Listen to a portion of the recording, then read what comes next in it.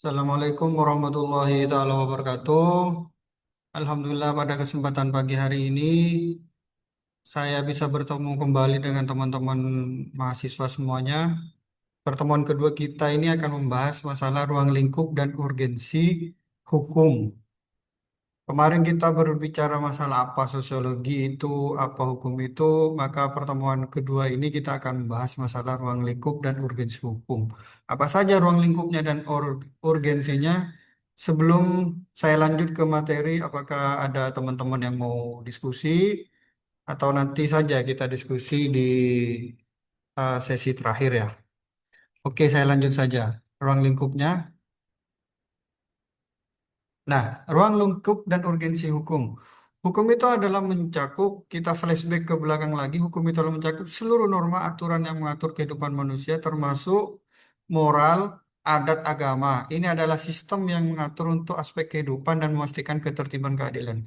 Ini sebenarnya kita simpulkan sama halnya dengan pertemuan yang kemarin, hukum itu tidak hanya fokus kepada aturan atau norma, tapi ada moral, adat, dan agama. Itu yang kemarin kita flashback ke belakangnya. Tujuannya apa? Untuk ketertiban dan keadilan. Satu, yang pertama menciptakan dan ketertiban dan keteraturan. Itu yang perlu kita garis bawahi. Yang pertama itu adalah menciptakan ketertiban dan keteraturan. Hukum itu mencegah kekacauan dan memastikan keamanan masyarakat yang harmonis. Sampai bisa dipastikan ya, kalau misalkan hal yang sederhana saja, misalkan dalam lalu lintas ya. Kalau tidak ada aturan terkait lalu lintas, ya kalau kita kenal itu adalah traffic light itu lampu merah itu ya. Coba bayangkan kalau tidak ada lampu merah gimana lalu lintas yang terjadi. Pasti kecelakaan di mana-mana. Atau aturan lalu lintas yang mengatur. Itu hal yang sederhana itu adalah mengatur ketertiban dan keteraturan itu.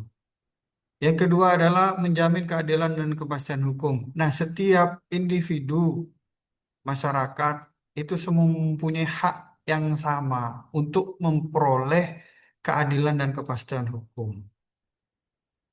Yang terakhir apa? Menopang pilar negara adalah hukum menjadi landasan konstitusional dalam bernegara berbangsa kita sebagaimana yang ditugaskan dalam pasal 1 ayat 3 negara kita adalah hukum. Setiap landasan dilakukan oleh negara untuk mengatur masyarakat itu pasti ada hukum yang mengikat, hukum yang mengatur.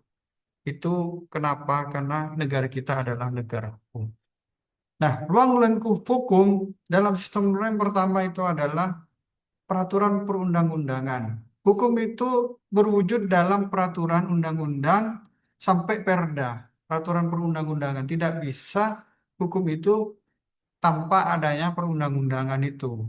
Makanya di sini selanjutnya ada yang namanya hierarki peraturan itu adalah ada tingkatan tertentu. Misalkan hukum yang tertinggi sebagai mahasiswa hukum kita mengetahui yang pertama adalah Undang-Undang 45, Undang-Undang atau Perpu, PP, Perpres, dan terakhir adalah Perda. Ini adalah hierarki perundang-undangan. Selanjutnya ada yang namanya institusi hukum. Institusi hukum itu mulai dari kepolisian, kejaksaan, pengadilan itu tujuannya apa? Semua institusi itu untuk dijalankan untuk menindak perbuatan sesuai dengan eh, pelanggaran dan aturan yang berada. Dari situ, dari institusi penegak hukum, maka ada yang namanya konsekuensi atau sanksi. Setiap norma hukum yang mengatur sanksi bagi pelanggar harus menjaga kepatuhan. Jadi, ketika ada seseorang yang melanggar dan diproses secara hukum mulai dari kepolisian, kejaksaan, pengadilan, maka ada yang namanya sanksi dan konsekuensi. Maka mau tidak mau, orang itu harus apa kena sanksi dan mengikuti konsekuensi itu sendiri. Karena hukum itu ya mengikat ya.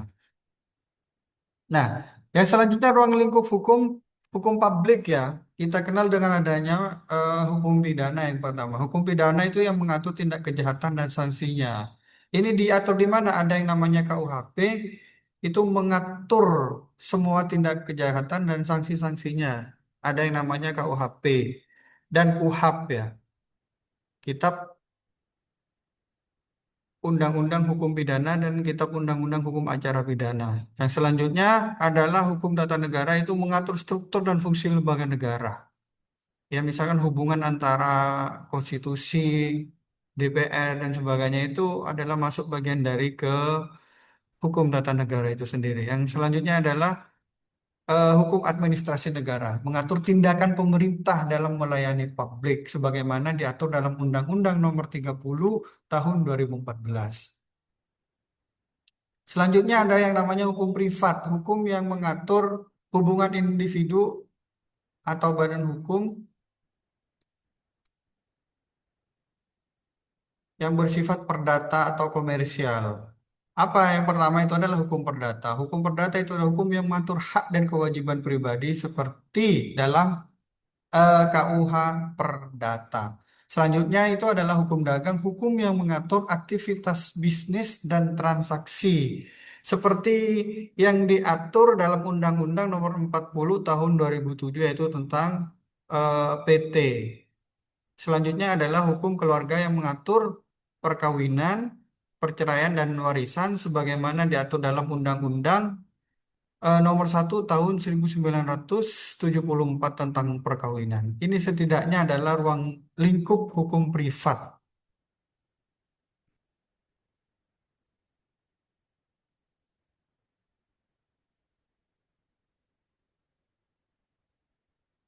Urgensi hukum itu sendiri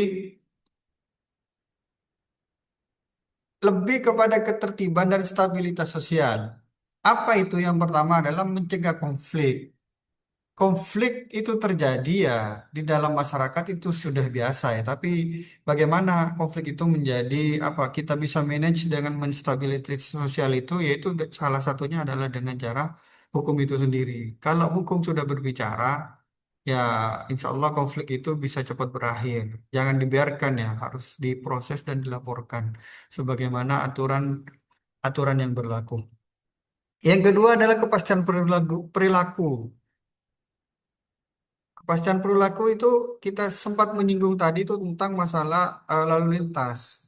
Tujuannya apa? Yaitu untuk lahirnya Undang-Undang Lalu Lintas itu untuk menekan angka kecelakaan. Sangat efektif sekali dengan adanya Undang-Undang Lalu Lintas mencegah kecelakaan yang terjadi di apa di lalu lintas itu. Itu membuktikan bahwa aktivitas hukum itu sangat terbukti secara langsung di masyarakat kita itu. Yang selanjutnya, yang ketiga itu berfungsi sebagai sistem. Apa hukum memastikan sistem sosial dan ekonomi berfungsi dengan baik dengan menciptakan lingkungan yang stabil. Karena kenapa sosial dan ekonomi hukum itu sangat ada keterkaitannya ya. Kalau tidak berfungsi, maka mungkin ya pelanggaran-pelanggaran ekonomi misalkan ya, sosial yang terjadi di masyarakat. Kalau tidak ada hukum yang mengatur apa yang akan terjadi, bisa dibayangkan itu. Konfliknya bisa bisa berkepanjangan itu bahkan bisa terjadi apa ya bukan hanya konflik ya bisa lebih kepada lebih dari konflik itu sendiri. Yang terakhir itu yang lagi menarik sekarang itu adalah terkait tentang cyber law. Peran hukum sangat vital dan memastikan keamanan data digital kita. Dalam era globalisasi modern ini, semua data kita itu terkonversi dalam digital. Jadi negara harus mempunyai sangat penting sekali bagaimana mengamankan data digital masyarakatnya. Karena apa beberapa tahun kemarin terjadi pembobolan data ya. Data pemerintah itu bisa dihack. Makanya di sini apa perlu diatur secara lebih mendalam terkait cyber law itu sendiri. Karena kenapa? Itu berkaitan dengan data masyarakat kita. Bagaimana data masyarakat kita kalau bocor kepada hal luar, apa yang akan terjadi? Maka banyak hal sesuatu tindakan-tindakan yang tidak kita inginkan terjadi itu apabila data kita bocor itu.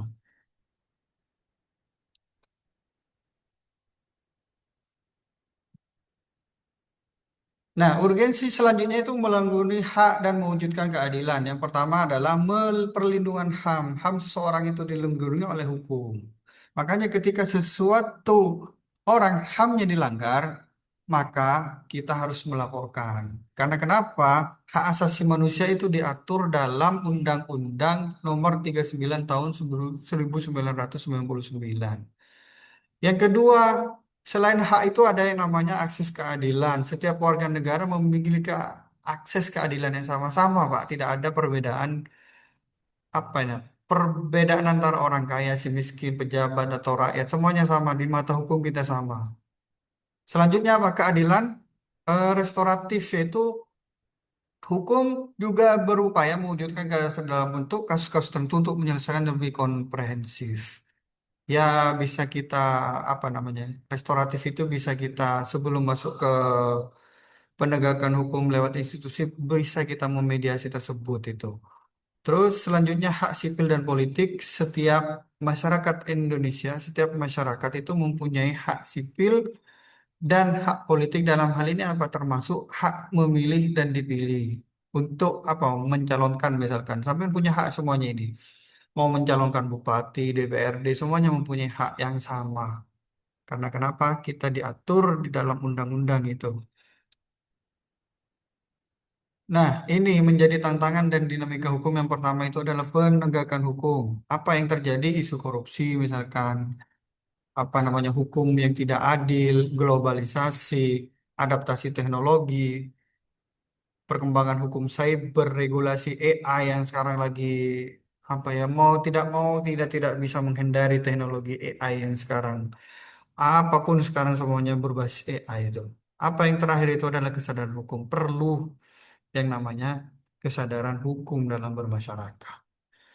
Lalu, urgensi hukum dalam masyarakat itu mempunyai peran yang sangat penting dalam memiliki rumus sosial bermasyarakat. Dalam konteks sosiologis, hukum tidak hanya dilihat sebagai aturan yang tertulis, tetapi sebagai mekanisme yang mengatur interaksi sosial, menjaga keteraturan dan nilai-nilai yang hidup dalam masyarakat.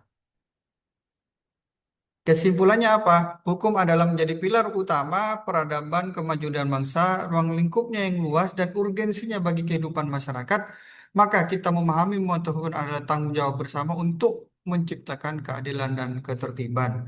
Mungkin itu yang bisa saya sampaikan. Terakhir sebelum saya tutup, hukum untuk manusia atau manusia untuk hukum. Selanjutnya kita akan lebih diskusi terkait ini yang lebih mendalam.